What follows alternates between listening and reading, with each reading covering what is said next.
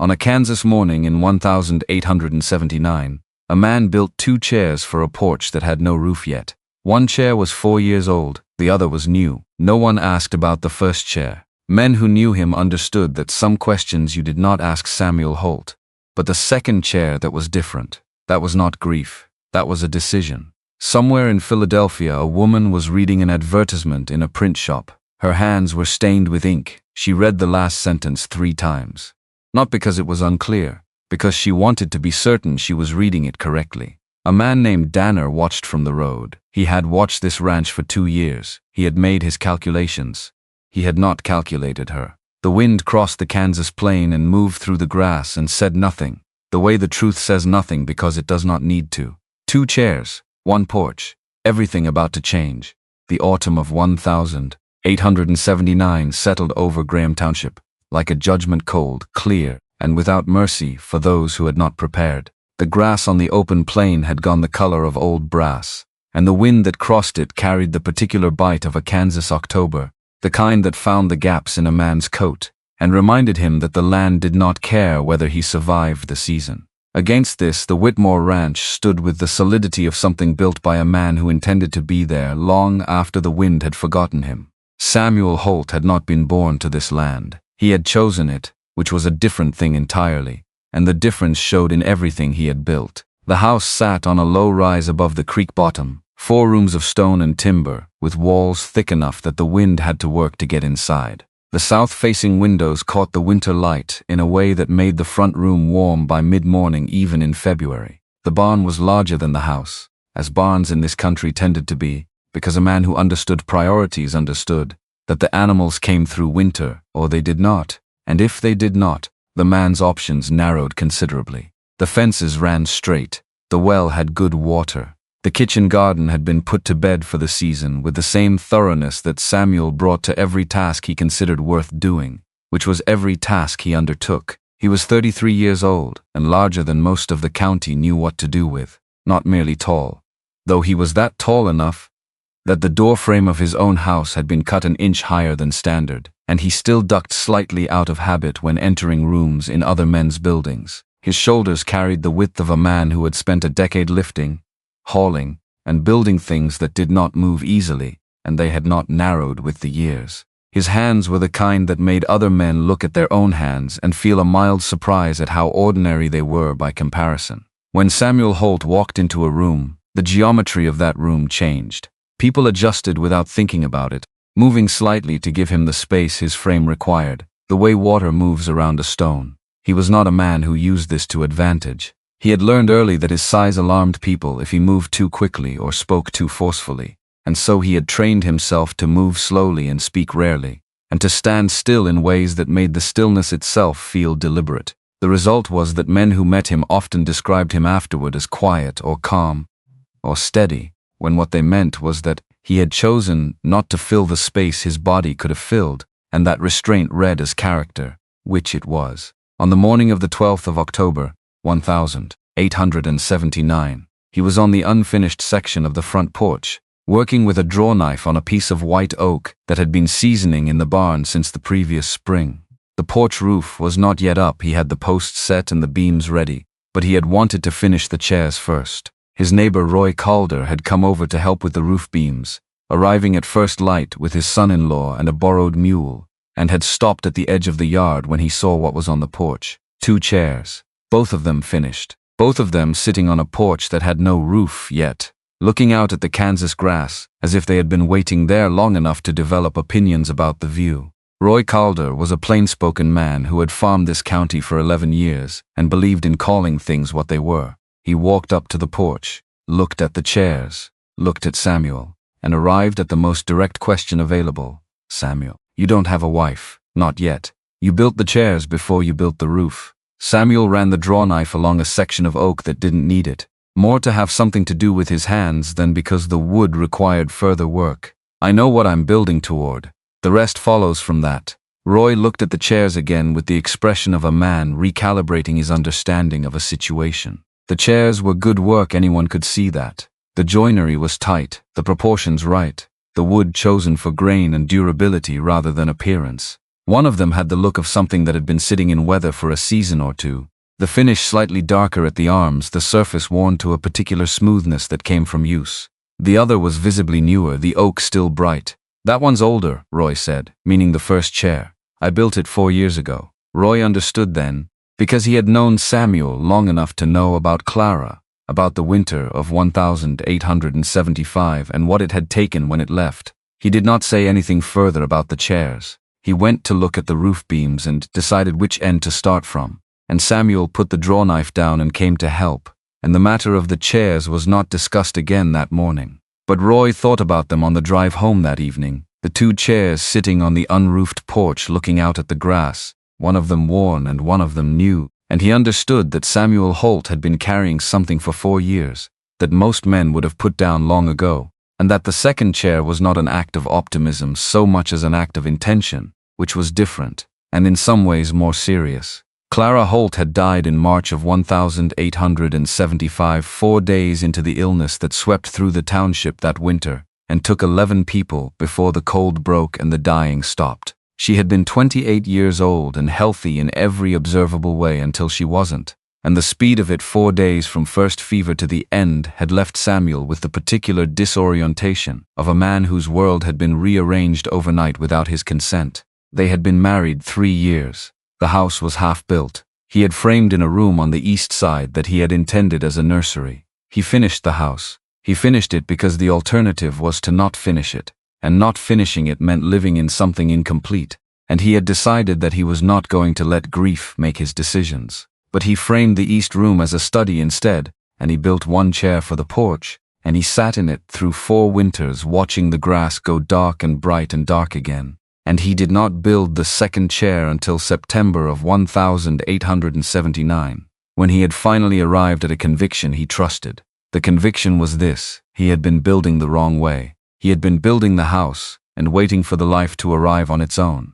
And that was not how things worked. Or at least it was not how things worked for a man of his temperament. He needed to build towards something specific. He needed to know what the point was before he built the infrastructure. The second chair was the point. Everything else, the advertisement, the correspondence, whatever came after, was infrastructure. He had written the advertisement in the kitchen on a Tuesday evening in late October, sitting at the table with a coal oil lamp and 3 drafts that he had discarded because they read like a bill of sale. He was 33 years old. He held clear title to 640 acres of Barton County, Kansas, the largest holding in Graham Township. He ran 200 head of cattle and was converting a significant portion of his acreage to turkey red wheat, a variety he had acquired from an old farmer in western Kansas who had grown it successfully for a decade and swore it would outlast any drought the plains could manage. He was healthy, literate, and possessed of what he considered a reasonable character, meaning he kept his word, did not quarrel about things that didn't matter, and told the truth even when a more comfortable version of events was available. All of this he put in the advertisement in plain language. Then he sat for a while with the lamp and the 3rd draft and thought about what he actually wanted to say, which was different from what he had said, and he wrote 1 more sentence that he had not planned. "The house has a porch with 2 chairs and a view of the grass that goes on until it meets the sky, and I would very much like someone to sit in the second chair." He read it twice. It was not a practical statement. It contained no useful information about acreage or livestock numbers, or his opinion of his own character. It was the kind of thing that, if a man said it aloud in the wrong company, would earn him a certain kind of look. He folded the paper and sent it to the Kansas City Journal anyway, because it was the truest thing on the page, and he had learned from 4 years of sitting alone on a porch that the truth, however inconvenient, was the only policy that didn't require maintenance. The advertisement ran in the first week of November. Clive Danner knew about it before it ran. Danner was 55 years old and owned more land in Barton County than any other single man, though the precise number shifted depending on which year's tax records you consulted, because Danner had a talent for acquiring land that had fallen into difficulty and a corresponding talent for arranging the conditions under which land fell into difficulty in the first place. He was not a large man physically average height, tending toward the thick through the middle in the way of men who had once been broader in the shoulder and had let the years redistribute the weight downward. He dressed well by the standards of western Kansas in 1879, which meant his vest was wool rather than canvas, his cravat was silk rather than cotton, and his boots were black to a shine that suggested he had someone else to do the blacking. He had a wife for 7 years, who had left Graham Township in 1876, and whose current whereabouts were not discussed in polite company, and he had 2 grown sons in Wichita who did not visit. He had come to Samuel's ranch in the last week of September, with an offer for the 200 acres along the north branch of Calder Creek, the second time he had made this offer, having been refused the first time in 1877, with the same quiet finality that Samuel brought to everything he considered settled. The North acres had good water, which was the point, and Danner wanted the water rights more than he wanted the land, though he had not said this. Samuel had met him at the gate. He had not invited him in. Same answer as 2 years ago, Samuel said. Danner had looked past him toward the house, taking a measure of things, and his eyes had landed on the porch and the 2 chairs sitting there in the October light, one older, one new. Something moved behind his expression that was not quite readable, but was not nothing. "I hear you're placing a notice in the journal," Danner said. "Something about a chair." Samuel looked at him. The look was not hostile. It was simply the look of a very large man who had decided the conversation was finished and was giving the other party time to reach the same conclusion on his own. "The road out is behind you, Mr. Danner." Danner had gone, but as he rode south toward the Dodge City Road, he had stopped his horse at the crest of the low rise where the Whitmore land ended and looked back at the ranch for a long moment before continuing. That evening, at the counter of Silas Webb's general store in the township, in the company of 3 farmers who had stopped in for nails and stayed for the warmth, Danner mentioned not as gossip, which would have been beneath a man of his position, but as a concerned observation that it was a shame about Whitmore, a man of that standing having to advertise in the papers for female company, and that he hoped whoever answered the notice understood what they were getting into, coming out to a place like this with a man who had already buried 1 wife. He said it pleasantly, without apparent malice, and he bought the nails for 2 of the farmers and left before the conversation could develop into anything that required a direct response from anyone. But the seed was in the ground. In a township of 200 souls, seeds of that particular variety grew without much tending. None of this reached Samuel directly. Roy Calder heard a version of it secondhand, enough to be troubled without being able to say precisely why, and he filed it away in the part of his mind reserved for things that needed watching. The muckraking season of the Silas Webb's general store was where opinions in Graham Township were formed and circulated, and Roy had known for years that Danner used it the way a man uses a tool he doesn't want people to know he's carrying. Meanwhile, the advertisement ran. 43 women wrote in response. Samuel sat at the kitchen table on a Sunday afternoon in mid-November with the letters arranged in a stack and began reading. He was not by nature a man who read quickly. He read the way he built things with the full allocation of his attention, not moving on until he had extracted everything available from what was in front of him. Most of the letters he read in full once, then set aside. They were honest, most of them. Some were better written than others. Several described circumstances that were clearly difficult: widowhood, financial hardship, situations in which a woman with limited options was making the most rational calculation available to her, and he respected that honesty even when it told him that what the writer needed was practical rescue, rather than the particular thing he was trying to build. The 31st letter was from a woman in Baltimore, who described herself as accomplished in the domestic arts and deeply interested in the improvement of frontier life, and who had apparently not read the advertisement closely enough to notice that he had not mentioned any of those things. The 38th letter was in handwriting so precise it was almost typographic, on good quality paper, and it opened without salutation or preamble. "I am 27 years old, employed as the head compositor at Aldridge & Sons Printing, Philadelphia, which is my father's establishment and has been my primary occupation for 9 years. I am not domestic in the conventional sense of that word. I can organize things, account for things, and read the structural logic of almost any system I encounter, but I have no particular skill in the kitchen, and I think it would be dishonest to suggest otherwise."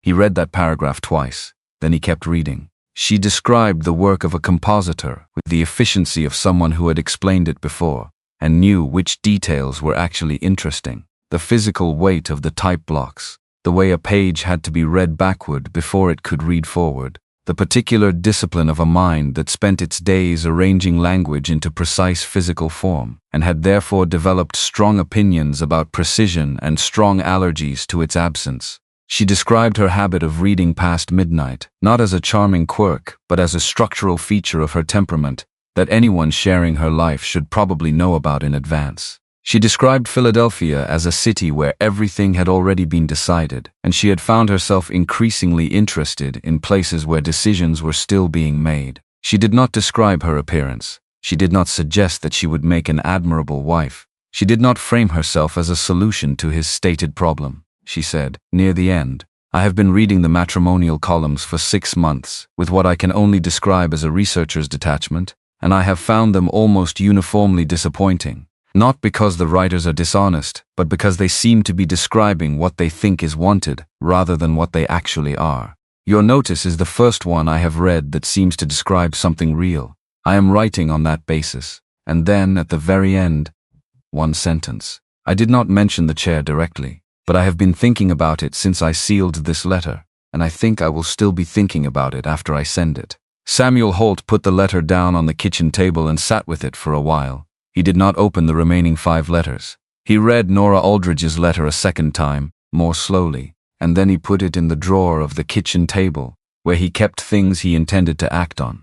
And he built up the fire in the stove because the evening had gone cold, and he sat in the kitchen and thought about what kind of person could produce that letter, and found that his thinking on the subject was more specific and more certain than he would have expected. He wrote back the next morning. He did not labor over the draft. He wrote the way he talked, which was carefully and without excess, and he said what was true. He told her about the Turkey red wheat, which he was betting a significant portion of his operation on, and which most of his neighbors considered an unnecessary gamble. He explained that he had gotten the variety from an old-timer in Comanche County who had grown it for years and watched it survive conditions that killed every other crop on the surrounding farms, and that he had done the arithmetic and decided the risk was reasonable. He told her about Kepler, the cattle dog, who had arrived at the ranch as a half-grown stray in 1876 and had subsequently developed what Samuel could only describe as a heliocentric view of himself, the conviction that the ranch existed for Kepler's purposes and that Samuel and the cattle were supporting characters in Kepler's ongoing project of investigating the world.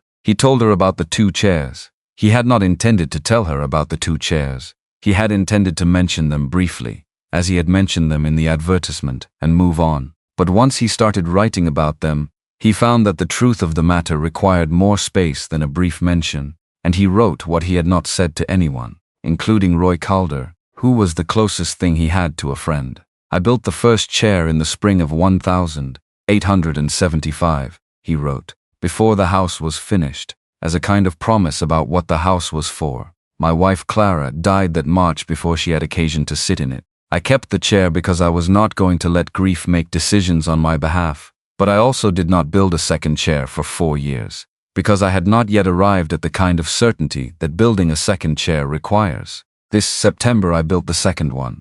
I did not know your name when I built it. I believe I may know it now, though I am aware that a letter, however honest, is not the same thing as a person, and I am trying to be accurate rather than wishful in what I claim to know." He sealed the letter and sent it to Philadelphia on the Tuesday mail. The reply came 2.5 weeks later, which was as fast as the distance and the unreliability of winter mail service permitted. He read it in the barn because the barn was where he went when he needed to think without the house's particular quality of silence pressing in on him, and Kepler sat beside him with the focused attention he brought to anything Samuel did that was out of the ordinary. Nora Aldridge had read his letter, she wrote, in the way she read things worth reading completely without interruption, going back over individual sentences, giving the words the attention they asked for, rather than the attention that was convenient. She had 3 observations. The first was that anyone who could describe a cattle dog's personality with that much precision was probably someone worth knowing.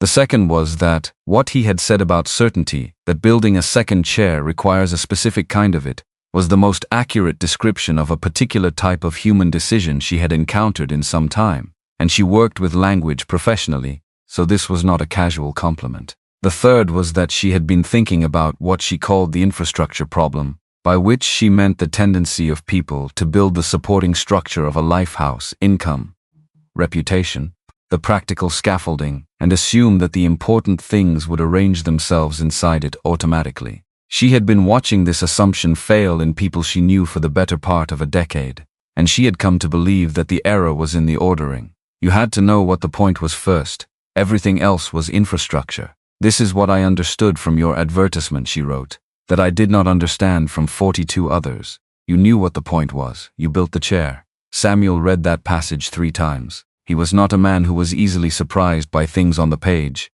but this surprised him because it was the thought he had been trying to articulate to himself for 4 years, and she had articulated it in a paragraph. The correspondence deepened through November and into December. Letters that had begun with the exchange of practical information, the dimensions of the operation, the particulars of the work, developed into something more difficult to categorize. They wrote about language because she worked with it as a physical material, and he had thought about it in ways unusual for a Kansas rancher, having spent the better part of 4 solitary winters reading whatever the mail-order bookseller in Dodge City could supply. He told her that he believed language was the most consequential invention in human history, not because it was the most impressive technically, but because without it there was no way to pass a thought from one mind to another, which meant that every idea any person had ever had would die with that person, and civilization was essentially the project of refusing to let ideas die. She wrote back that this was either the most rancher thing or the least rancher thing she had ever read, and she had not yet decided which, but that she agreed with the substance entirely, and found it clarifying that she did.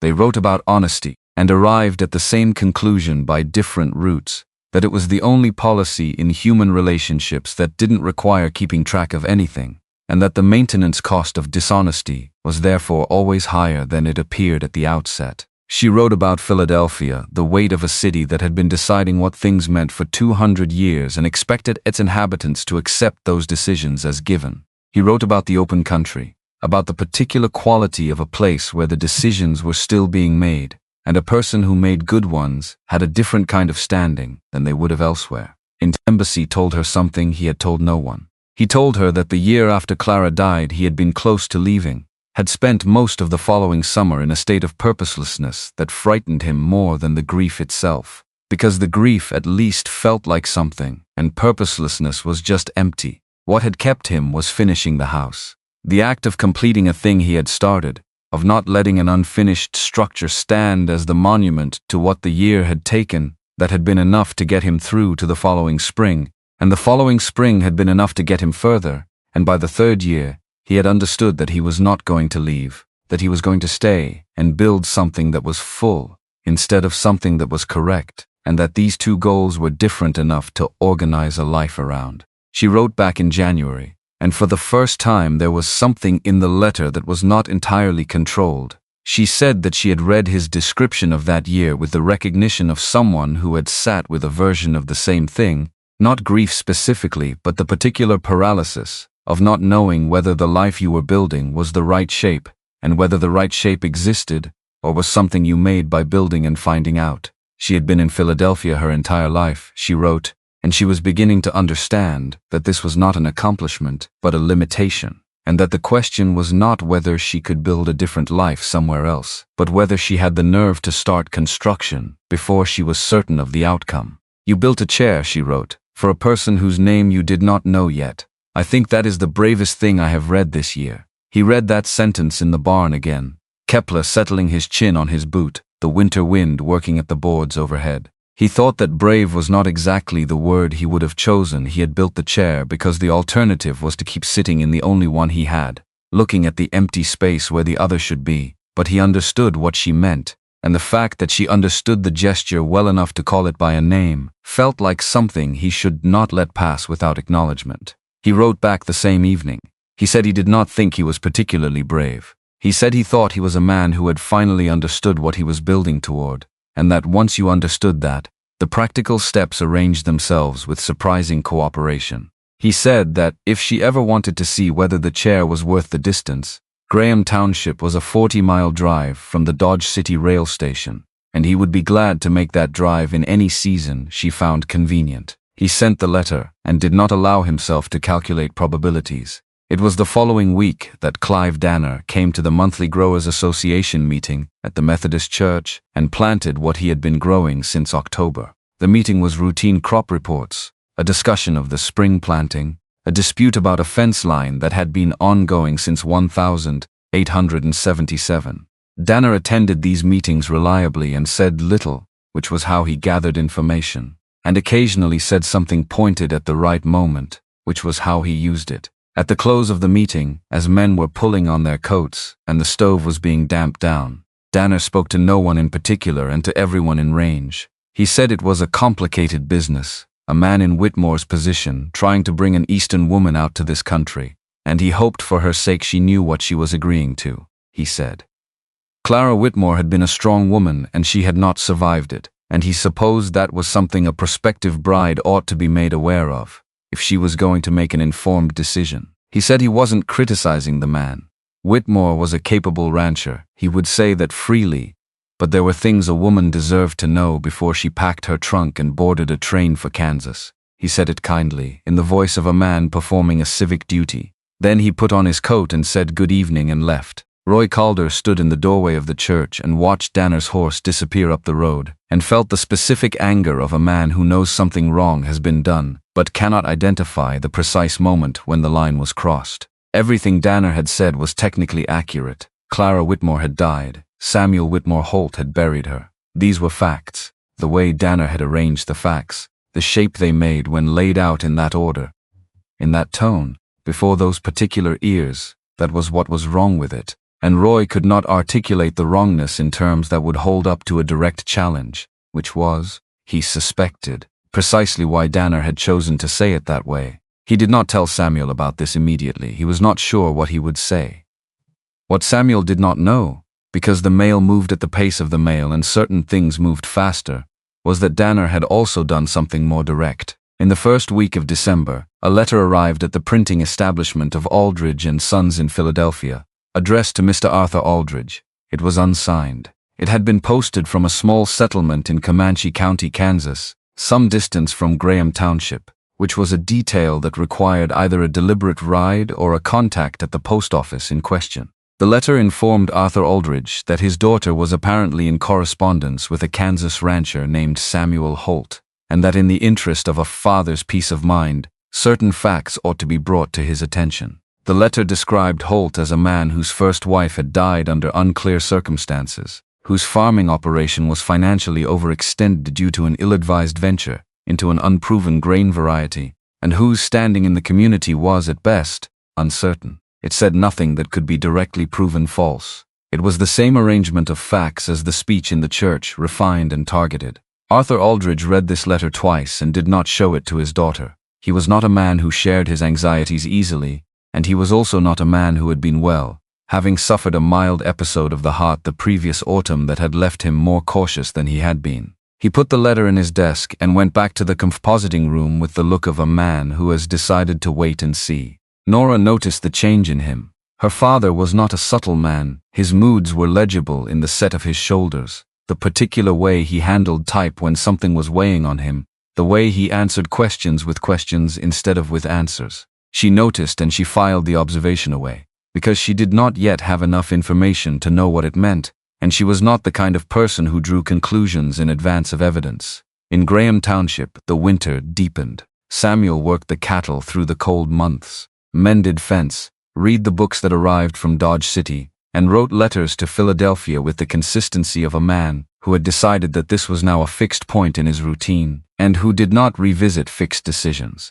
The turkey red wheat was in the ground, dormant under the frost, doing whatever wheat did in the dark months, before anyone could see whether the gamble had paid off. He had done the arithmetic, and he trusted the arithmetic, and there was nothing further to be done about it until spring. He wrote to Nora about the arithmetic. He explained the reasoning, the drought resistance of the variety, the yield projections based on what the old farmer in Comanche County had achieved, the risk calculation that had led him to convert 60% of his arable acreage. He was not, he wrote, asking for her opinion on the decision, because the decision was made. He was explaining it because he thought she was a person who would be interested in how someone arrived at a conclusion under uncertainty, and because he found that writing to her had become the place where he thought out loud, which was something he had not done since Clara, and which he had not realized he missed until he started doing it again. She wrote back that she found his approach to risk interesting, because it was the opposite of the approach she observed in most people,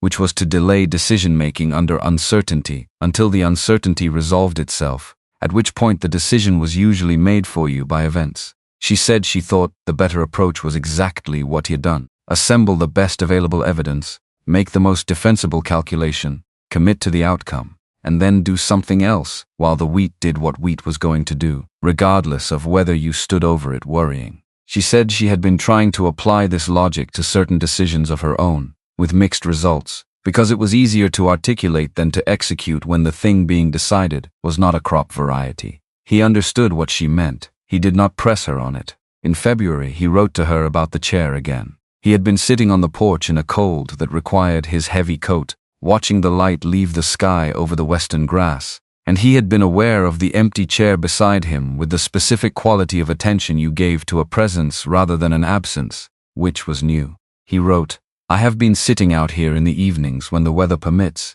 which means I sit out here even when it does not quite permit, because I have gotten accustomed to the habit. The chair beside me is not empty in the way it was empty 3 years ago. I don't know how else to put that. It is waiting in a way that empty wasn't." She read that in the compositing room on a Thursday evening when the shop had been quiet for an hour, and the type racks threw long shadows in the lamplight. She read it twice, and then she sat for a while with the letter in her hands, and thought about what it meant that a sentence written by a man she had never met, about a chair she had never sat in, could make her feel so precisely located in the world, as if someone had found the exact coordinates of her and marked them on a map. She did not write back that week. She thought about what to say. She thought about the chair and what it meant to describe it as waiting, and what it would mean to be the person the waiting resolved into. Then March arrived, and her father had his episode, and the question of what to say was replaced by a more urgent question of what to do.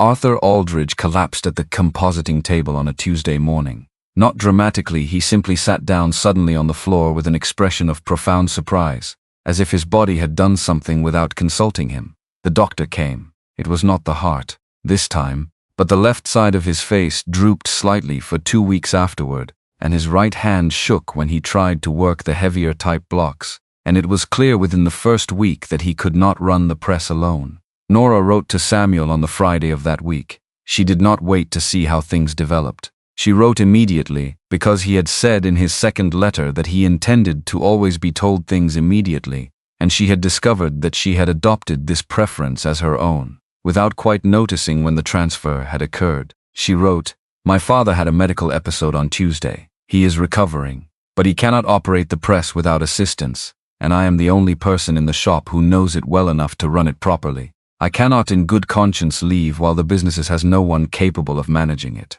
I don't know when this will change. I am telling you immediately because that seems like the right thing to do, and because I think you would want to know, and because I find I have no patience for letting things go unsaid when they should be said." She sealed the letter and posted it and went back to the press and ran the day's job herself, and did not think about Kansas for the rest of the afternoon, because she was not a person who could afford to think about Kansas when there were 300 copies of a legal brief that needed to be in the hands of a law firm by Friday morning. Samuel received the letter 8 days later, on a Wednesday in early April when the frost had finally left the ground and the first green was showing in the grass along the creek. He read it in the barn. Kepler watched him with the dog's particular brand of non-judgmental attention, which was sometimes easier to receive than the human kind. He sat with the letter for a long while. Then he went inside and wrote his response at the kitchen table. He wrote, "I understand, I will wait. The chair is not going anywhere. I put good oak into it." He stopped there. The pen sat in his hand. Then he moved it again, the pressure on the paper slightly different from the paragraph above, as if he had set something down and picked it up again in a different grip. "I want to say something that I hope does not overstep. Based on 5 months of letters that have been, I believe, more honest than most conversations I have had in person with anyone. In some years I believe you are the person I built the chair for. I cannot be certain of this. I have not met you. I acknowledge that a letter, however good, is not the same as a person, and I am trying to be accurate about what I know and what I am only expecting. But I am certain enough to wait, and I am not in the habit of being certain about things I am not reasonably sure of. So I will wait. He sealed it before he could revise it, because revision would have made it more careful and less true, and he had already decided that careful was not what this correspondence called for. He sent it on Thursday's mail. Then he went out and checked on the turkey red wheat, which was showing its first green in the turned soil of the south field, small and tentative and already, to his practiced eye, stronger than anything that had come up in that field in previous seasons. He stood at the edge of the field in his canvas duster and his work boots, and looked at the new growth for a while, and thought that the thing about wheat was that you did your preparation in the fall and your betting in the winter, and then you waited to find out whether you had been right, and the waiting was the part you could not hurry or engineer or work around. You just had to be a person who could stand at the edge of a field in April and trust that the decisions you had made in October were the right ones. He was that person. He had always been that person. He just hadn't had occasion to apply the skill to this particular kind of growing thing before. Roy Calder rode over that afternoon to look at the wheat and said what Roy always said when something was developing better than expected, which was nothing. Just a long look and a nod that communicated approval without committing to enthusiasm in case the situation changed. They walked the south field together in the afternoon light, two men in work coats and broad hats, not talking much, because there was not much to say about wheat in April that the wheat wasn't already saying. On the way back to the barn, Roy said, "I should have told you this in November." Danner said something at the growers' meeting about Clara, about the situation with the Eastern woman. Said it nicely, which is how he says things. Samuel walked for a while before he answered. What did he say?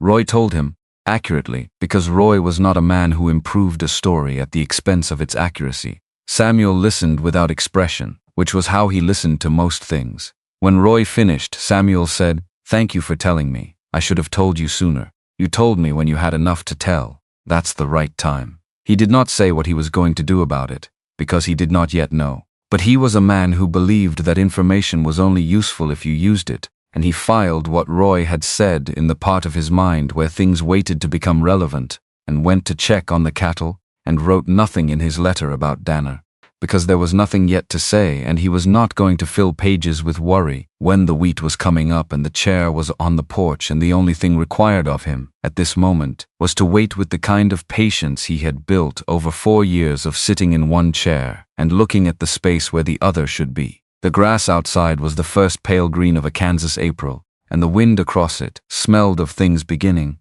and Samuel Holt stood at the fence and watched the light move over it, and thought that however long this took, it was going to be worth the oak he had put into it. The spring of 1880 did not arrive in Philadelphia so much as it negotiated its way in, trading cold for warmth one reluctant week at a time, the way a man with debts settles them not all at once, not honestly, but in increments small enough that no single payment felt like progress. By April, the city's streets were workable without the wool overcoat, and the light came through the high windows of Aldridge and Sons at an angle that caught the dust from the type blocks and made it look briefly like something worth seeing. Nora had noticed this effect every spring for 9 years and found it reliable. The beauty of the compositing room was almost entirely a matter of light and timing. Like most beautiful things, Arthur Aldridge sat at his desk in the front office and went through the accounts with the deliberate slowness of a man who was monitoring himself for tremors. His right hand had improved. By the 3rd week of April, he could manage the lighter type blocks without incident, and by May he had stopped knocking things over, which had been the most distressing feature of the weeks immediately following the episode. Not the slowness, but the sudden failures of grip, the way a drawer pull or a mug handle would simply escape him without warning. The doctor came twice more, and then stopped coming, which in Nora's experience meant either that the situation had improved, or that the doctor had decided there was nothing useful he could contribute. In this case, she believed it was the former, and she was right, mostly. What she watched for, and what the doctor had not mentioned because it was not his area of professional observation, was the change in her father's manner. Arthur Aldridge had always been a man whose anxieties were visible in his work, the care he took with the type, the number of times he checked a proof before signing off on it, the particular attention he gave to margins and spacing when something in his life was not sitting right. Since the episode, he proofread everything twice. He approved nothing without reviewing it again the next morning. He was managing something, and whatever it was not the printing business. She did not ask. Her father was a private man about certain things, and she had learned over the years that asking directly was the way to get the least information, because he would simply reassure her and change the subject. Better to watch and wait and let the answer present itself in its own time. This was a skill she had learned in the compositing room, where the errors in a page of type almost always announced themselves if you looked at the page long enough without trying to find them.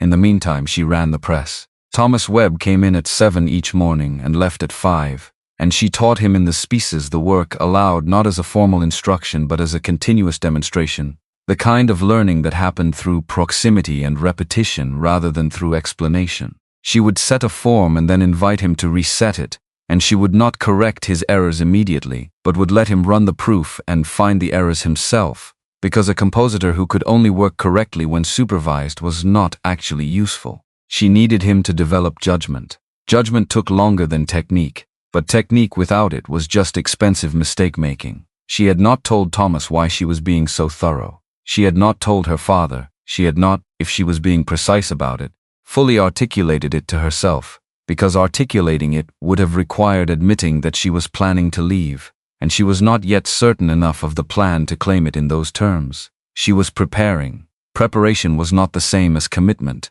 Preparation was what you did when you understood the direction, without yet being certain of the destination. Samuel's letters arrived every 2 to 3 weeks, which was the rhythm the distance and the mail service allowed. They were longer now than they had been in November. Not because he was working harder at them. She did not think Samuel Holt did anything by working harder at it. She thought he did things by giving them the right amount of attention and no more, but because the territory they covered had expanded. The way a conversation between two people who trust each other eventually expands, to include the things neither of them knew they wanted to say, until the conversation was already underway. In April he wrote about the turkey red wheat, which was coming up in the south field with a vigor that surprised even him, given that he had done the arithmetic and should not have been surprised. He wrote, "I know I calculated this. I ran the numbers 3 times and talked to the old-timer in Comanche County, and I was as certain as a man can be before the seed is in the ground. And yet seeing it come up is different from knowing it will. I am not sure I have ever understood the distinction between knowing and seeing as well as I do standing at the fence of that field in April." She read that at the compositing table and thought about it longer than a single sentence usually warranted.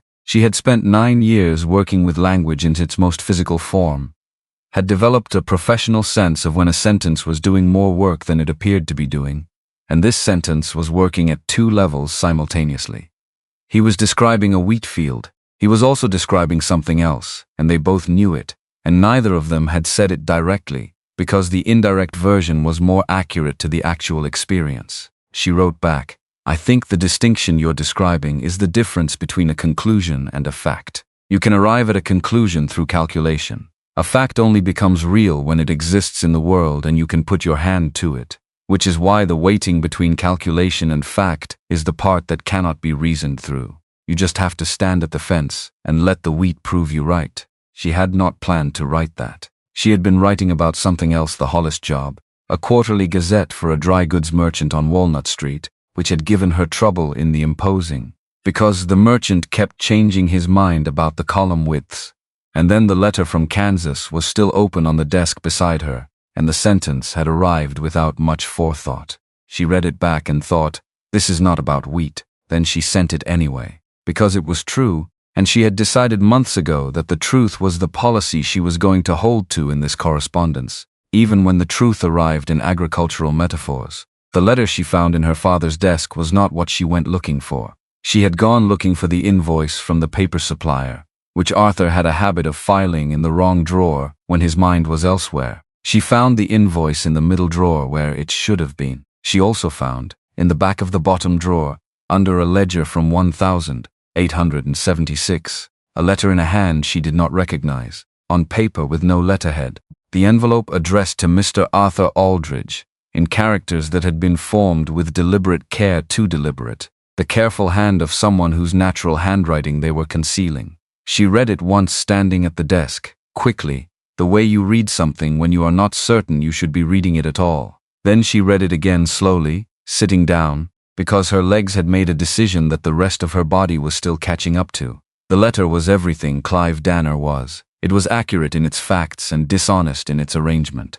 Samuel Holt had buried a wife. Samuel Holt had invested heavily in an unproven grain. Samuel Holt's standing in his community was described as uncertain, which was the kind of statement that conveyed an impression without providing anything that could be disputed. It did not say he was a bad man. It implied it thoroughly, through the careful placement of real information in a context designed to mislead. It was the work of someone who understood that the most effective lies were not lies at all, but truths deployed in the wrong order, and who had enough knowledge of the actual situation to deploy them with precision. She sat with it for 3 minutes, which felt longer. Then she copied it out in her own hand, every word, including the postmark city, a settlement in Comanche County, Kansas, nearly 100 miles from Graham Township, and returned the original to the exact position she had found it, which she remembered precisely because she had made a point of noting it before she picked it up.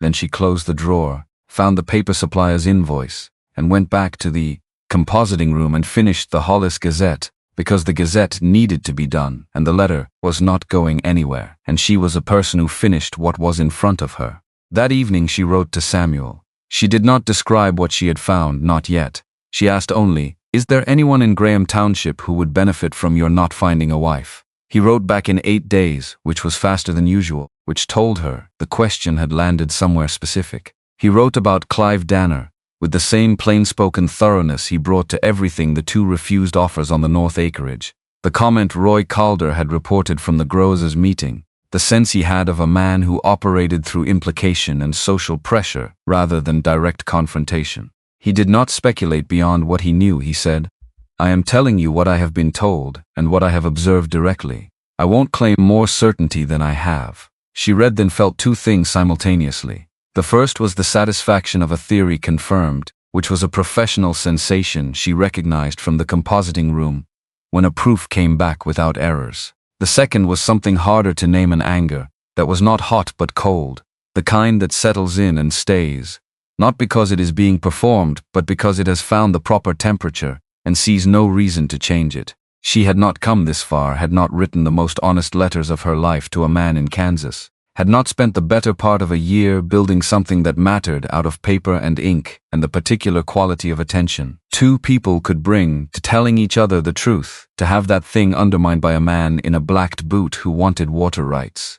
That was not an outcome she was prepared to accept. She did two things, because she was a person who, once she had decided on a course of action, executed it efficiently rather than elaborately. The first, she wrote a letter to the Kansas City Journal, addressed to the editor, signed with her full name and professional affiliation. She wrote about the ethics of publishing private information from matrimonial notices, not naming anyone, not making accusations, but drawing a picture clear enough that anyone who had been paid to pass a name along to an interested third party would understand that the practice had been noticed and documented by a person who worked in the printing trade and therefore understood exactly how these things moved from a private filing to a paying customer. The letter was published in the 3rd week of May, and she received a brief acknowledgement from the editor that was polite enough to suggest it had caused him some discomfort, which was precisely what she had intended. The second thing she did was accelerate Thomas Webb's training.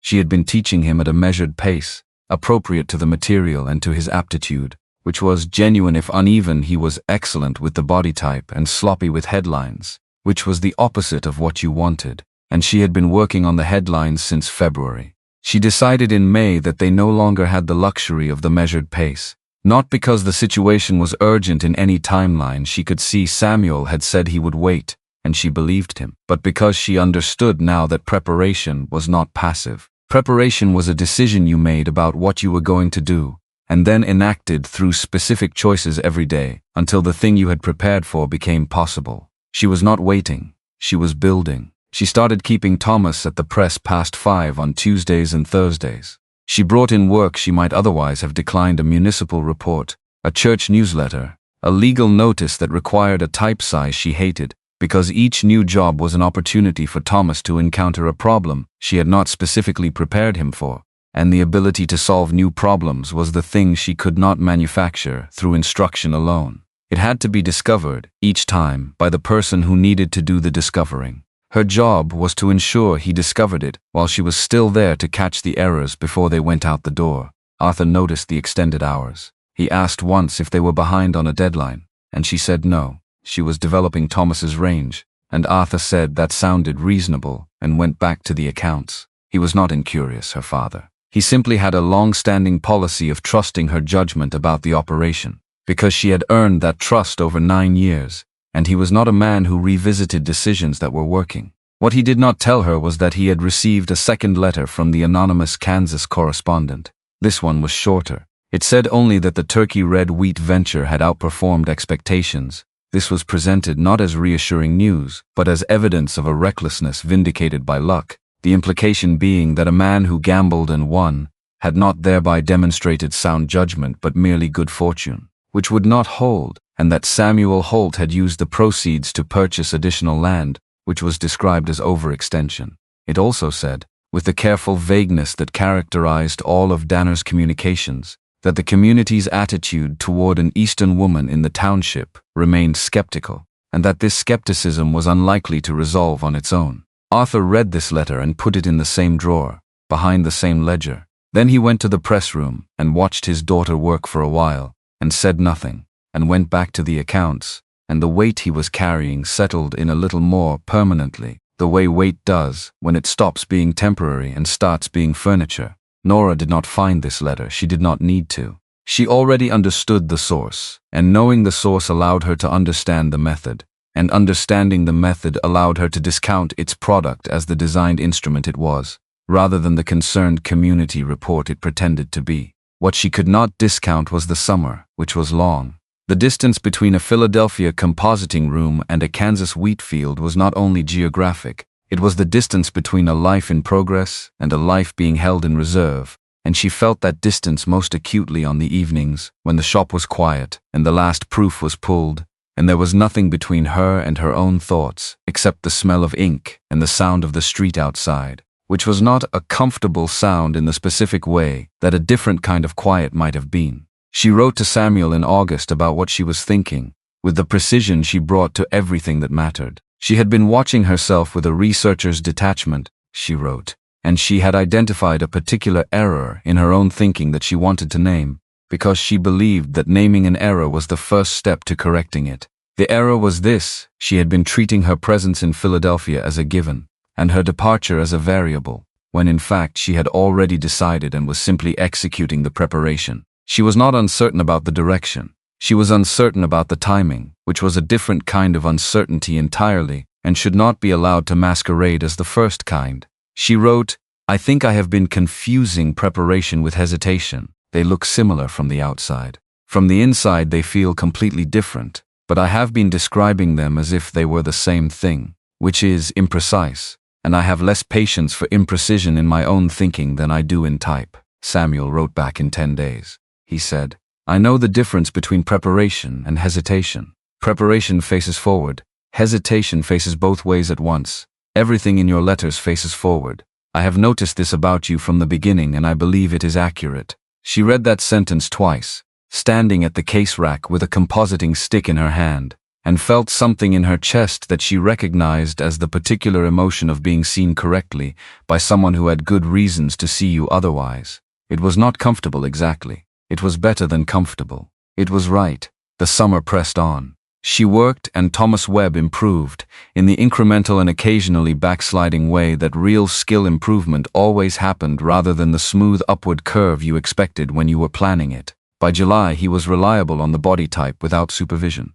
By August he had stopped making the headline errors that had been his persistent weakness. By September she was giving him full jobs to run from imposition to final pull, checking the result rather than supervising the process, which was the crucial shift from teaching to verifying, from instruction to trust. Her father's hands improved further through the summer. By August he could work a full press day without the tremor being a functional problem, though it remained visible if you watched his right hand on the pull bar. He had settled back into the operation with the care of a man who understood that he was running on a revised budget and needed to spend accordingly. He was 61 years old and had been in the printing trade since he was 15, and he knew, in the way of men who have done one thing for long enough, exactly how much energy each part of the job required, and how to allocate it across a day. He had not told Nora about the letters from Kansas. He had not made a decision to conceal them exactly. It was more that each day that passed without telling her was another day in which he had the information and could protect her from it.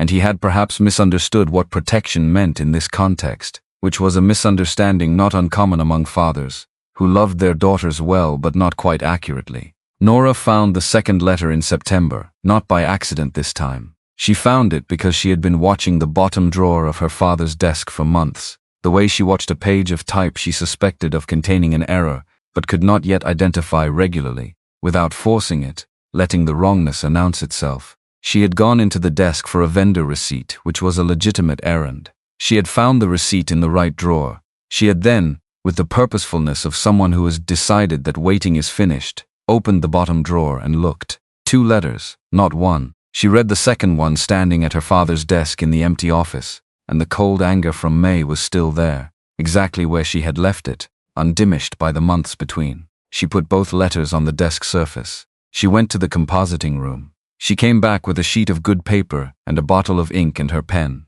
She made 2 clean copies of both letters, dating each copy at the top with the postmark date she had noted when she first read them. She returned the originals to the drawer. She put the copies in her letter case, which she kept locked, the key on the same ring as the shop key. Then she went and found Thomas at the case rack and told him that starting Monday he would be running the afternoon press session alone, and she would review the output at close of day. Thomas looked at her with an expression that contained equal parts gratification and terror, which was the correct expression. She said, "You know the work. The only way to know if you know it is to do it without me watching." He nodded. He did not ask what had changed. He understood that something had without needing to know what it was. That evening she wrote to Samuel. She wrote about the letters, both of them, with the dates and the content and the postmark city, which she had researched and found to be a settlement in the county south of his, accessible from Graham Township by a 2-day ride or by arrangement with a party who traveled that direction. She said she was telling him because he deserved to know, and because concealing it from him would be the kind of thing the letter writer would do, and she was not interested in resembling the letter writer in any particular. She wrote, "I don't know if you can trace it. I have the copies if they're useful. What I know is that someone with knowledge of your specific situation and access to your county's postal routes has been trying to convince my father that you are not a man worth corresponding with. I thought you should know, from me, before you heard it some other way." She sealed the letter and went to bed and lay in the dark for a while, thinking about the bottom drawer of her father's desk, and about what it meant that he had kept those letters without telling her, and about whether that meant he had believed them, and whether it mattered if he had. And she concluded that it mattered because of what it said, about what he thought she was capable of assessing for herself, which was everything relevant, which he should have known, which she was going to have to find a way to discuss with him that was honest without being an accusation. Because he had not concealed the letters to harm her, but to protect her, and the impulse had been love even if the execution had been wrong. She had that conversation with him on a Saturday in the second week of September, at the kitchen table of the house on Spruce Street, where she had grown up, over coffee that had gone cold, because neither of them had thought to drink it. She did not mention the copies, only that she had found the letters and understood what they were. Arthur was quiet for longer than she had expected, which meant he had been expecting this conversation, and had not prepared well enough for it. He said that he had not known what to do, which was true, and that he had worried, which was also true. She said she understood both of those things. She said, "The man who wrote those letters arranged true facts in a false order. I know the difference. I need you to believe that I know the difference." Arthur Aldridge looked at his daughter across the kitchen table, at her ink-stained hands wrapped around a cold coffee cup, at the precision and the steadiness in her face, and something in him that had been braced since March released with a long exhale. He said, "I believe it." He said it in the voice of a man who had decided that the conversation was finished and the decision was made, which was also how he approved a final proof. Once, firmly, done. October in Philadelphia had a particular quality that she had noticed and never found language for until that fall, when she understood that it was the quality of a door being left open. Not warmth exactly, not cold either. Something in between, the temperature of an invitation that hadn't been accepted yet. She worked through October and watched Thomas and corrected less and approved more and wrote to Samuel with the specific knowledge that she was writing to a man who had built something out of patience and good wood and had not flinched from the waiting. In the first week of October, she sat with her father on a Sunday afternoon, and she told him plainly that she intended to go to Kansas in November, and that Thomas Webb was ready to manage the press with Arthur's oversight, and that she had been preparing this for the better part of a year, and the preparation was now complete. Arthur listened with the focused attention of a man who already knows the conclusion and is checking the argument. When she finished, he asked 2 questions: whether Thomas could handle the Millbrook Gazette on his own, which was the most technically demanding recurring job, and whether she had enough warm clothing for a Kansas winter. She said yes to both. He nodded and drank his coffee, which was still hot because this time he had remembered it. Then he said, "I always hoped you would find someone who was worth the distance." It was not an eloquent statement, it was a precise one, which was better. November came in fast and cold that year, the way Kansas seasons tended to arrive, not gradually but all at once, as if the calendar had made a decision and expected the weather to execute it without debate. Samuel received her letter on the 15th, the one that said Thomas had completed the Aldridge quarterly on his own, without a single error, which was the benchmark she had established in her own mind months ago as the measure of readiness, and he read it at the kitchen table in the morning light, with the particular quality of attention he gave to things that mattered most, which was total and still. He wrote back in 3 days. He said, "The chair is where it was. Kepler is where he always is, which is wherever I happen to be, but he will adjust. November is a good month to arrive. The sky does something in November that I have not found language for yet, but I think you will find it on your own when you see it."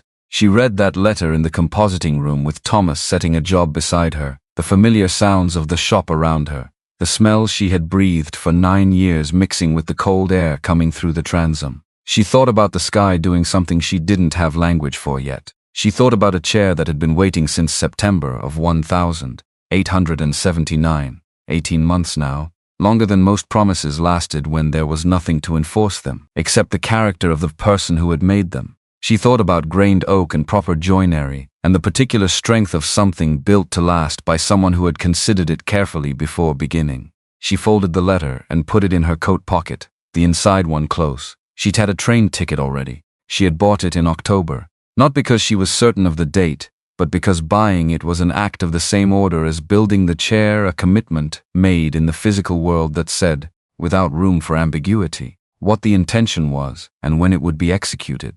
The train left Philadelphia on the 8th of November. She was on it. The train from Philadelphia took 3 days, with a change at St. Louis and another at a junction in Missouri where the platform was too short for the rear cars, and the passengers had to walk forward through 5 coaches to disembark. Nora did this without complaint, carrying her bag through the connected cars with the purposefulness of a woman who had decided where she was going and found all intermediate geography beside the point. She had a window seat for most of the journey. She watched the country change the way she watched a job move through the press, each stage distinct, each one a necessary step toward the finished thing. The eastern green gave way to the river country of Missouri. The river country flattened into the first suggestion of open ground, and then the plains arrived not gradually but all at once, the way a decision arrives when you have been making it for a long time without admitting it. She had not expected the sky. She had read descriptions of the western sky in the books that came through the shop travel accounts,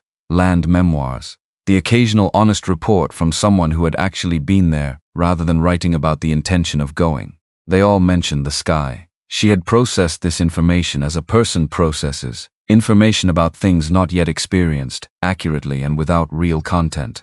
The sky over Kansas in November was not something her existing vocabulary had a slot for. The land beneath it was so flat and so uninterrupted that the sky occupied a proportion of the visible world she had no reference point for, and the blue of it. On the afternoon the train crossed into Kansas and the last Missouri bluffs gave way to the plain, was a color that named itself poorly in any language she knew. She watched it through the window and understood that she had been preparing for a place, without having prepared for this specific thing, and that this specific thing was going to require her to build new categories, rather than fill existing ones, which she found, after a moment of adjustment, entirely acceptable. She arrived at Dodge City in the late afternoon of the 10th of November, 1881. The station smelled of livestock and coal smoke and the dry cold of open country, which was a smell with no equivalent in any city she had lived in. And she stepped down onto the platform and stood for a moment, letting her eyes adjust from the dim coach interior to the flat bright light of the Kansas late afternoon. Samuel Holt was at the far end of the platform beside the wagon. She had not tried to construct a precise image of him from the letters. She had held the descriptions loosely, understanding that a person arriving in physical reality would be more specific than any assembled image could be. But she was not prepared for what specificity meant in this case. He was wearing a dark canvas duster over a heavy flannel shirt, his Stetson pushed back slightly on his head, and he was standing the way he stood in everything she had read about him, with complete stillness, not the stillness of waiting anxiously, but the stillness of a man who had made his calculations and was simply allowing events to confirm them. He was taller than anyone else on the platform by a measure that was not marginal. His shoulders in the duster held a width that made the wagon beside him look appropriately scaled, and everything else looked like it had been built for a different set of expectations. He saw her when she was still 30 feet away. She knew this because the quality of his stillness changed. It remained stillness, but it became the stillness of a man who has found what he was looking for, and is taking one careful moment to let the finding be real before he moves. She walked to him. He straightened to his full height, and she registered what that meant in concrete terms, standing in front of him on the platform. Miss Aldridge. The voice was exactly as she had constructed it from the letters, deliberate, low, each word given its actual weight and not a syllable more. Mr. Holt. She looked up at him, which was a longer distance than she was accustomed to managing. I understand there's a chair. There is a pause that did not require filling. Same oak, same place. He took her bag without discussion, which she noted not as presumption but as efficiency. His hand closed around the handle, and the transaction was complete before it required negotiation. She followed him to the wagon. He handed her up to the seat with a brief, steadying grip on her forearm, then went around and climbed up his side, and the wagon settled under the addition of his weight in the solid, certain way of something built to hold more than it was carrying.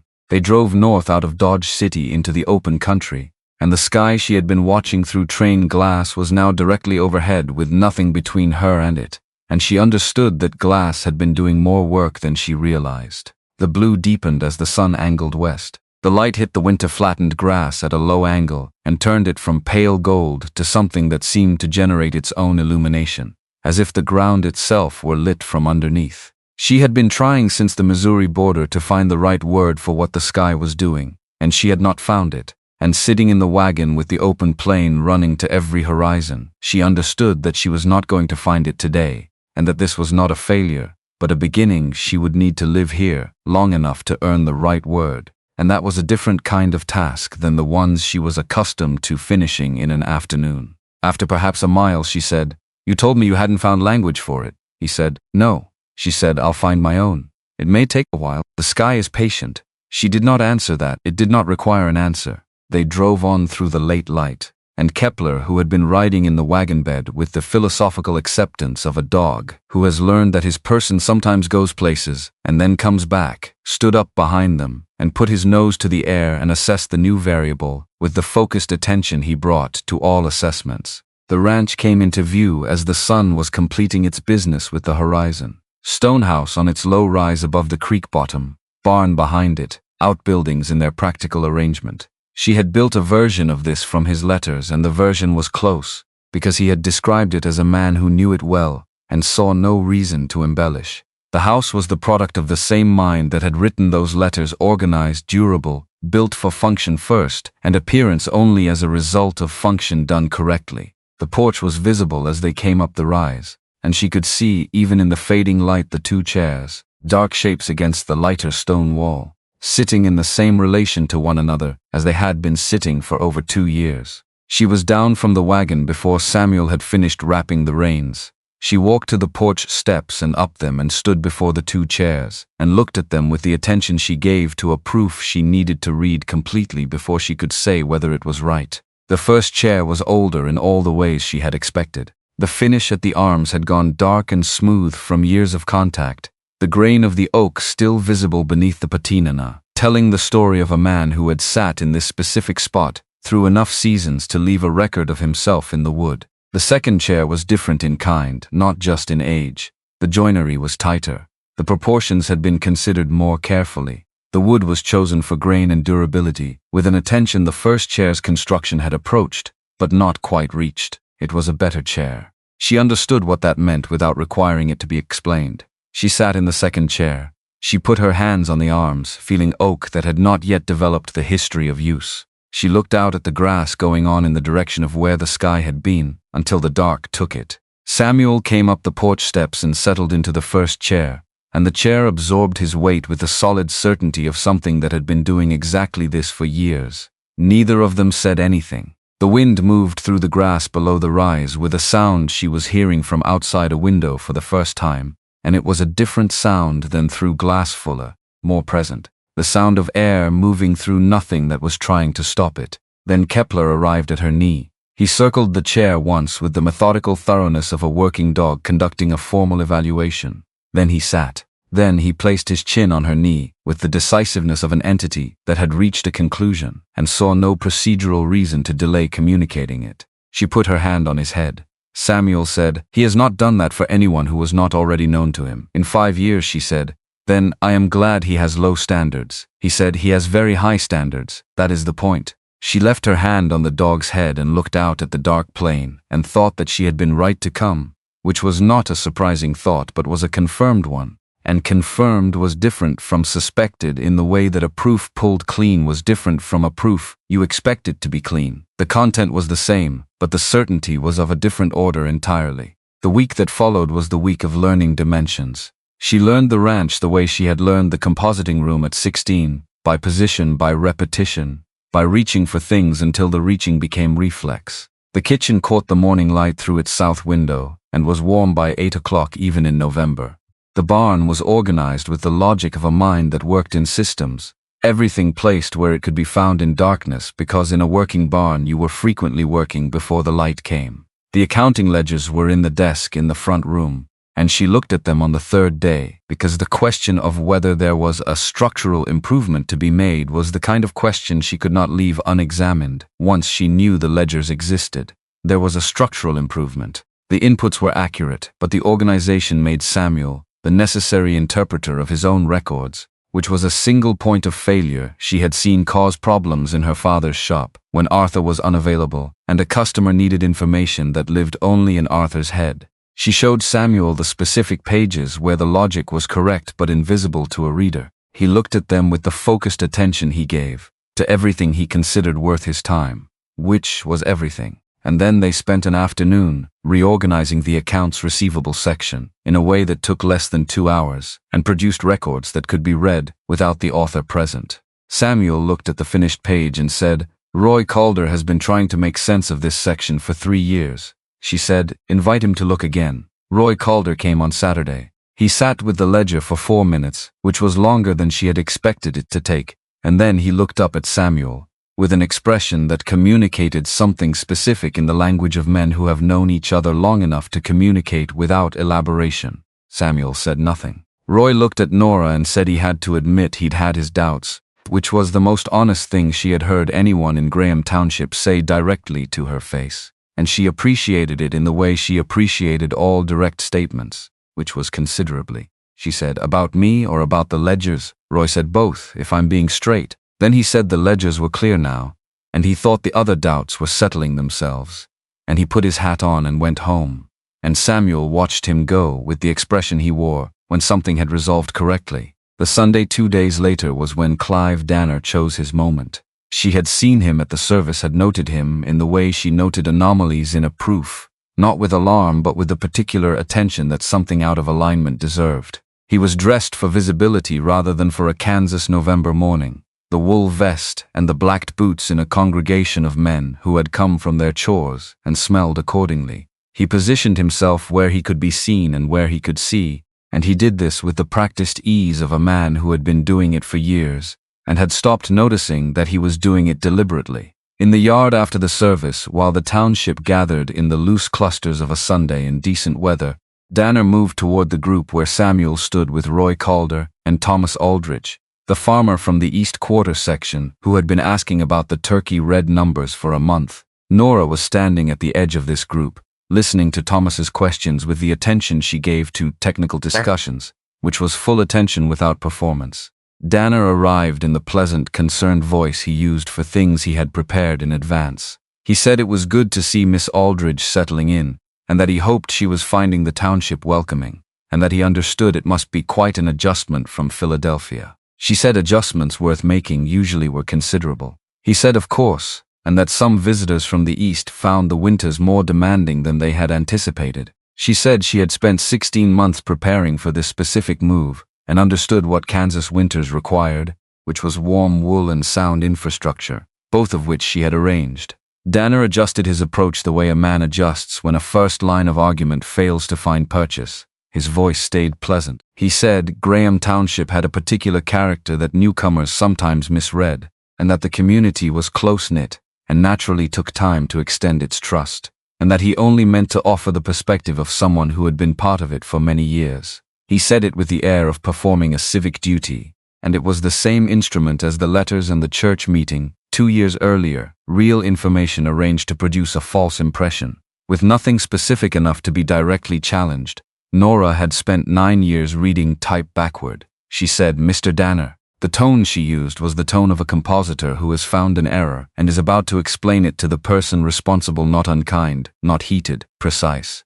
I ran the press at Aldridge & Sons in Philadelphia for 9 years. I operated the shop alone for 16 months, while my father recovered from a medical episode, and I trained my replacement over those same 16 months before I left. Because when you take responsibility for something, you make sure it continues before you walk away from it. She was not looking at Danner. She was looking at the people around him, because she understood that this conversation was not between her and Danner. It had never been between her and Danner. You asked about trust. I think trust in a working community is built the way anything useful is built, through demonstrated competence over time, not through prior reputation. I have been here 1 week. I have reorganized the ranch accounts in a way that Roy Calder confirmed on Saturday. I will be here next week as well, the week after that. A pause that she let sit without filling. I didn't come to Graham Township on an impulse. I came because I read something written by a man who understood the difference between a goal and the work required to reach it. That clarity is worth more than people generally account for, and it was worth the train ride. The yard had the quality of a room where a proof has just been read aloud, and everyone is deciding whether to agree with it. Thomas Aldrich was examining the middle distance, with the focused attention of a man who wants to remember a scene accurately. Then Samuel spoke. He had not said anything during Danner's approach or during Nora's response. He had not needed to, but he spoke now in the low, even voice that he used for things that were finished. And the yard listened the way yards listen, when a man who almost never raises his voice says something at last. Danner. 1 word. It carried the weight of 2 years of knowing exactly what Danner had done and choosing the right moment to acknowledge it. You know the road. Danner looked at the yard. He looked at 20-some faces arranged in the particular neutrality of people who have made a private assessment and are waiting to see what happens next. He looked at Nora, who was watching him with the patient, clear attention of someone who has read to the end of a page and is waiting for the author to notice the error. He looked at Samuel, who had already returned his attention to Thomas Aldrich and the question about the turkey red yield, which was the more productive conversation. Danner put on his hat. He walked to his horse. He rode south on the Dodge City Road, and the yard watched him go without ceremony, and Roy Calder said the air had improved, which produced a laugh that was not cruel but was definitive. Thomas Aldrich asked Nora whether the 31% yield differential on the south field held across the full cutting season, or was weighted toward the later cuttings. She said she would need the monthly breakdowns to answer that precisely. Thomas said that was exactly the kind of answer he found useful, and they spent 10 minutes on the east field numbers in the collegial, direct way of people who share a professional interest in accurate information and have no patience for approximation. On the 3rd of December, 1881, the county judge came to the ranch on a Tuesday morning, and the ceremony was brief because that was what both of them wanted. The judge said the words. They said the words back. Samuel placed a silver ring on Nora's hand, a simple band with a wheat sheaf worked around the circumference, the metal smooth except for the engraving, and she held her hand still and looked at it with the attention she gave to things she wanted to carry precisely in memory. Roy Calder and the minister stood as witnesses. Kepler sat in the corner of the front room with the expression of a professional who has been present at significant events before and finds them unremarkable, which was his highest form of approval. That afternoon they sat on the porch. The December sky over the Kansas plain was pale at the horizon and darkened overhead by degrees, the grass below the rise the color of old pewter in the winter light. She still did not have the word for what the sky did. She had stopped requiring herself to find it on a schedule. She said, "Well," he said, "well." The wind moved through the grass and the plain held its dimensions and the two chairs held the two people sitting in them. And the view went on in the direction of where the sky came down to meet the ground. And this was what the chairs had always been for. And it was sufficient, and it was full. The Spring Growers Association meeting of 1882 was held in the same Methodist church hall where, 2 years prior, Danner had first arranged his implications before a room of people who had not known what they were hearing. The room was full in March for the same reason it was always full in March, planting decisions with real stakes, and farmers who understood that accurate information at this moment was worth more than accurate information at any other moment in the year. Samuel presented the turkey red yield numbers from the 1818 season without embellishment and without abbreviation. He had the reorganized ledger, and the numbers spoke in the plain way of things that do not require advocacy. The differential against standard variety, in a season that had included 6 weeks of below-average rainfall in August, was 31% on the south field and 28% on the east. The adjacent farms that had planted standard variety in the same conditions had numbers that the room could compare for themselves, because Samuel had put those numbers on the page beside his own, because he thought the comparison was the point and saw no reason to make people work for it. When Garrett, who farmed the section south of the creek, asked about capital outlay for conversion, Nora opened the ledger to the page she had prepared and read the figures. Garrett looked at the numbers and then looked at her and said he had heard she was a printer by trade. She said that was correct, and that the accounting principles were the same in any operation where you were tracking inputs against outputs and looking for where the ratio could be improved, which was every operation. The man beside Garrett said he had heard the turkey red was harder to mill. She said it was not, and cited the Dodge City mill output data from the fall delivery, which she had requested from the mill operator in January, because she had anticipated the question and saw no reason to arrive at a meeting without the answer already in hand. 4 farmers signed up to convert partial acreage to the new variety. Thomas Aldrich signed up for full conversion on his east field. Roy Calder, who had been farming this county longer than almost anyone in the room, said that in 30 years of watching things fail and succeed on this ground, the things that held up had one feature in common.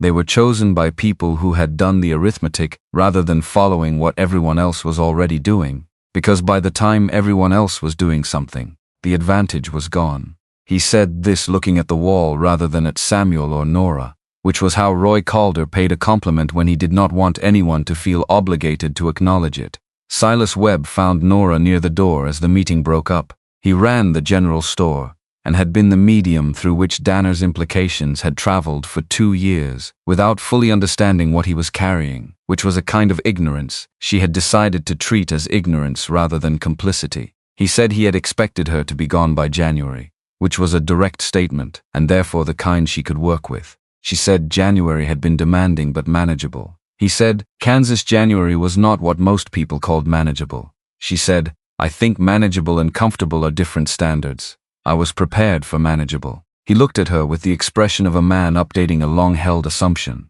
and then he shook her hand before he left, which he had not planned to do when he arrived, and which was the right outcome of the conversation.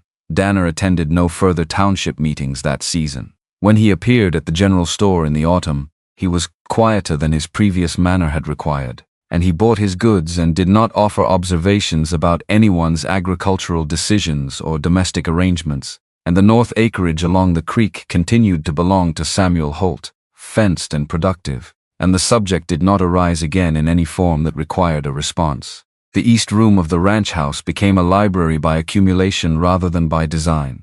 Nora had brought 2 crates of books from Philadelphia, the ones she considered essential, and the ones she had been meaning to read for 3 years, and had decided the train journey west was the right occasion to begin. Within the first month she had ordered more from a Kansas City supplier, filling gaps in the agricultural references and adding to the legal history section that Thomas Aldrich had indicated an interest in. Within 6 months, 3 families in the township had asked if they could borrow something specific, and she had said yes in each case and noted the loan in a small ledger she kept for the purpose, because a lending system without records was not a system but an optimistic arrangement. By the spring of 1883, the East Room held 90 volumes, and had been borrowed from by 19 families. Margaret Brewster, who taught the one-room school 2 miles south, and had been ordering books on a school teacher's salary stretched thinner than it should have been, came to the ranch in February with a specific request, a history of American land law that she had seen listed in a catalog and could not afford to order herself. Nora had it.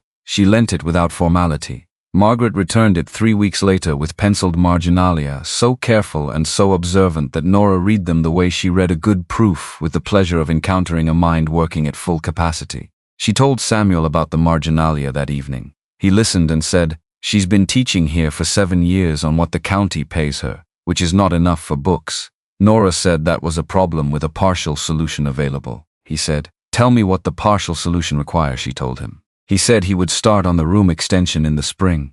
He started in April. The new library room came off the east end of the house, with the south wall given over almost entirely to windows, because Nora had specified light as the primary functional requirement, and Samuel had understood that requirement without needing it explained further. He built the shelves himself from white oak, floor to ceiling on the remaining 3 walls, the same tight joinery he had used for the chairs, the same attention to the grain of the wood, because he built things to last and did not calibrate his effort based on what the thing being built was for.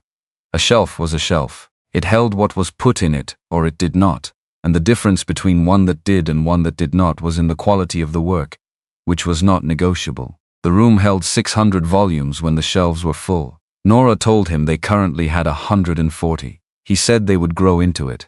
This was what he said about everything he built, and it had so far been accurate without exception. The Holt Library opened on the first Saturday of October, 1885, which was not an official opening in any organizational sense. There was no committee, no ceremony, no designation from any county body. Samuel had put a notice on the board at the general store that said the books in the new room were available to borrow and should be returned when finished, and that the borrower should say directly if something was damaged rather than hoping no one would notice, because hope was not an inventory management policy. Roy Calder read the notice and said it sounded like Nora had written it.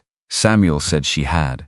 Roy said that explained the part about hope and inventory management, and that he thought it would work. Margaret Brewster brought 6 of her students to see the room on the second Saturday, the older ones, who had demonstrated they could handle books with care. She stood them in the doorway and showed them the shelves without letting them in immediately, the way you show a person something worth seeing before you let them touch it, to establish that it was worth seeing. Then she let them in, and they moved through the room with the specific quietness of children, in the presence of something they understand to be significant without being able to say exactly why. Nora stood in the doorway and watched this. She thought about the compositing room in Philadelphia, about growing up surrounded by language in its physical form, about what it had meant to know from early childhood that words had weight and dimension and required handling with care. She thought about Samuel's letter in the 2nd month of their correspondence, the one where he had said that language was the most important invention in human history, because without it every idea a person ever had died with them,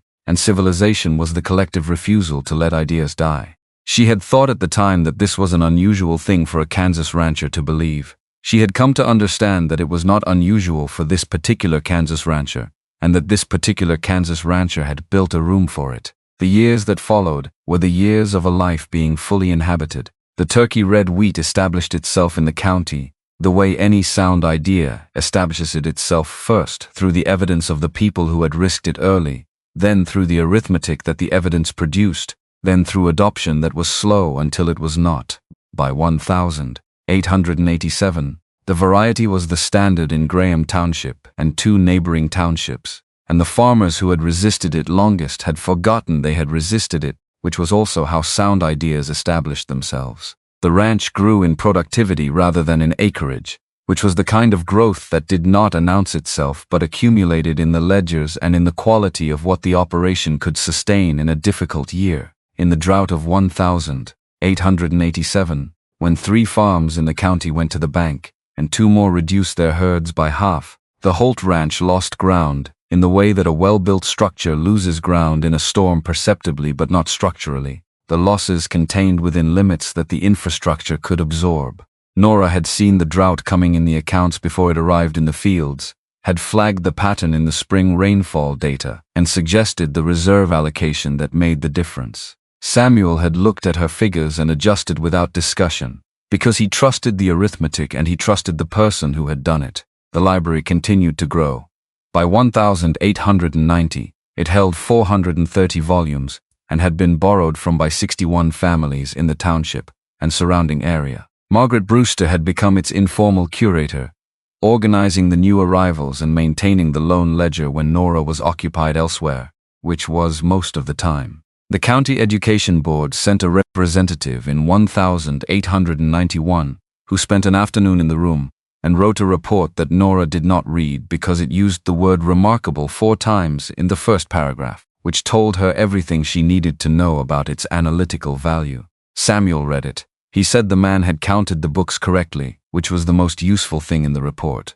Nora said that was a low threshold. He said, "Most thresholds worth crossing are low. The difficulty is in the crossing." She wrote that down. She had begun keeping her own notebook, not for his sentences, but for the ones that arrived in conversation, and were gone if she did not catch them. The sentences that were useful in the way that a good piece of type was useful, not decorative but functional, the right shape for the space it needed to fill. They had 3 children who grew up in the house, on the rise above the creek bottom, in rooms where books were treated as working tools rather than ornaments, where accounts were kept with a precision that made the figures legible to anyone who needed to read them, and where the 2 chairs on the porch held 2 people most evenings when the work was done, and the light was doing whatever it did to the grass at that hour, which varied by season in ways that continued to provide material for observation, long after Nora had stopped requiring a single word to cover all of it. Samuel Holt died in April of 1918 at the age of 71, in the south bedroom of the house he had built, the window beside him looking out toward the field, where the first turkey red had come up in the spring of 1880, pale and tentative and already, to a practiced eye, stronger than everything planted around it. He had been slowing for 2 years with the honest, unperforming acknowledgement of a man who had built his relationship with reality on accuracy, and saw no reason to alter that policy at the end. He said less in those 2 years, but what he said remained precise, and he did not describe himself as doing better than he was, because imprecision about things that mattered was a habit he had never acquired. Nora was beside him. She had been beside him for 37 years, which was a duration that refused to summarize without losing most of what it contained. She held his hand through the afternoon and into the early evening, and when it was over she stayed in the chair beside the bed for a long time, in the specific stillness of a person who is not yet ready to let the room become ordinary again. She did not go to the porch that night. She stayed where she was, in the chair beside the bed, and let the grief be what it was, which was large and accurate and entirely appropriate to the size of what it was grief for. She stayed at the ranch through the following days, which filled themselves with the practical requirements that death generates: the lawyer, the county office, the letters to the children, the neighbors who came and needed to be received. Roy Calder came on the second day and sat in the kitchen and said nothing useful and everything necessary, which was his consistent skill, and which she had come to rely on in the way you rely on a tool that always does exactly what it is supposed to do. He put his hat on the table and stayed for 2 hours and then went home, and the kitchen felt correctly emptier after he left.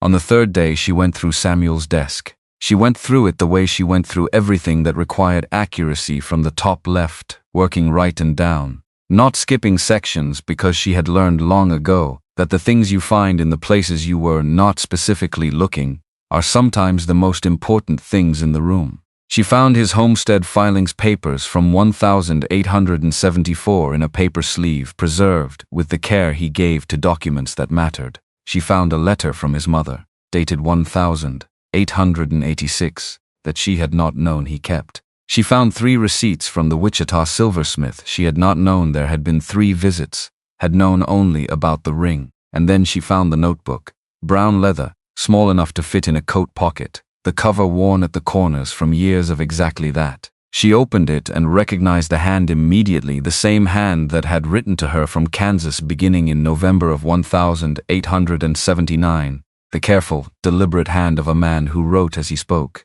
giving each word its proper weight. The entries were dated, the earliest from December of 1881, the latest from February of 1918. They were not diary entries or connected observations. They were sentences, single sentences, each one dated, spanning 37 years. She understood what she was holding before she had read the third entry. He had been writing down her sentences. Not all of them, only the ones that had landed somewhere specific in him. The ones that had found the place in his thinking, where a thing was almost articulated and articulated it the rest of the way. She read them and heard herself at 27, and at 34, and at 40, and at 52, heard herself clearly, without the softening that memory applied to the past, with or without permission. She sounded more certain than she had felt, and more afraid than she had let herself appear, and she found that this was not distressing but was accurate, and accuracy was what she had always asked of everything, including herself,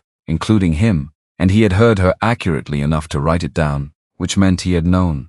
The fear was there even when she had not shown it, and had not required her to show it, and had waited for her in the second chair, through 2 Kansas winters, without needing her to pretend she was less frightened than she was. She sat with the notebook for a long time in the chair at his desk. Then she looked at the bottom of the desk, where a cardboard folder sat flat against the back of the drawer. She recognized the folder. It had contained legal correspondence about the North Acreage. Years ago, correspondence that had been resolved and filed elsewhere. She opened it. Inside was a single sheet of paper in his handwriting, worn soft at the fold lines from being opened and refolded many times. She could see the history of a draft in the layer of revision sentences crossed out and overwritten, approaches tried and abandoned, the text working through earlier versions of itself toward something, the revisions getting closer in the way that a compositor working toward a final form could see getting closer, the successive approximations narrowing on the thing that was actually true. She could read the earlier versions beneath the crossings out. They were practical, informational, correct in their content and bloodless in their character, the kind of advertisement that described the terms of a transaction without describing the reason anyone would want to enter into it. And then at the bottom, in a hand that was the same as the rest of the document, but more deliberate, the hand of a man who had arrived at what he actually meant and was writing it down carefully so he did not lose it before he could get it to the newspaper, was the sentence she had read in the compositing room at Aldridge and Sons in the winter of 1879, at a table with ink on her hands and the smell of cold paper in the air, in the last light of a gray Philadelphia afternoon. The house has a porch with 2 chairs and a view of the grass that goes on until it meets the sky, and I would very much like someone to sit in the second chair. Below it, added in ink that was darker and in a hand with slightly different pressure written later, written after, was a line she had never seen. She came, she sat in it. I was right about the chairs. Nora held the paper and read that line twice.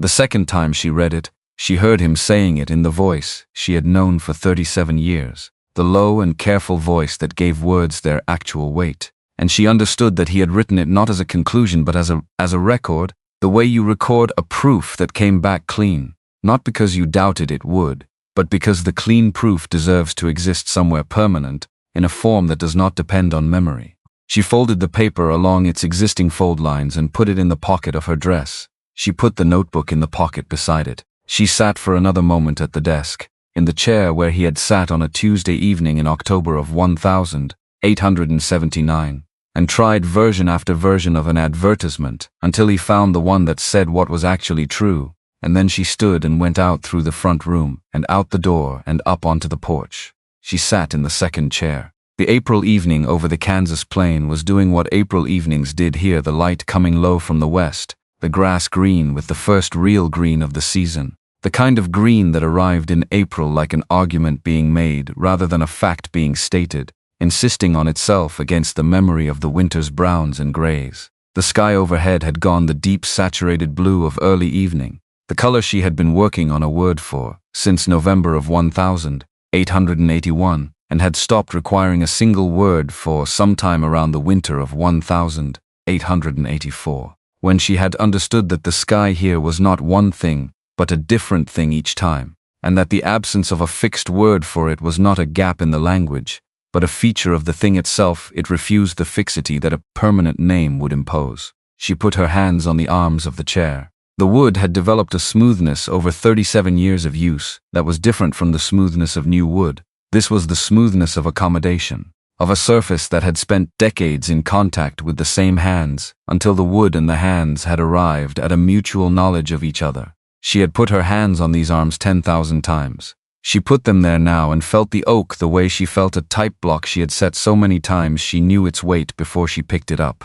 The wind moved through the grass below the rise. It was the wind she had been hearing since her first November evening on this porch, the sound of air crossing a plain without obstruction, the sound she had eventually stopped trying to describe and had simply started listening to.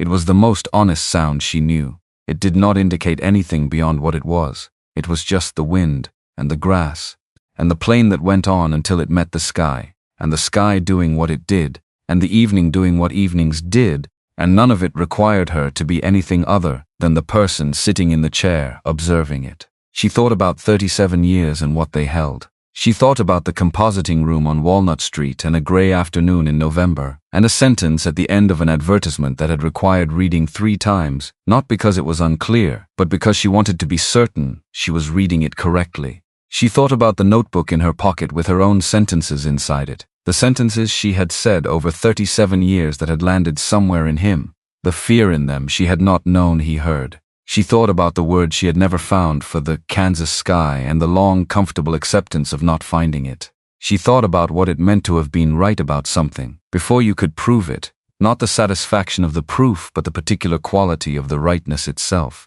The rightness that precedes evidence, and then is confirmed by it, and then does not need to announce itself, because the confirmation is evident to anyone who is paying attention. The sky deepened.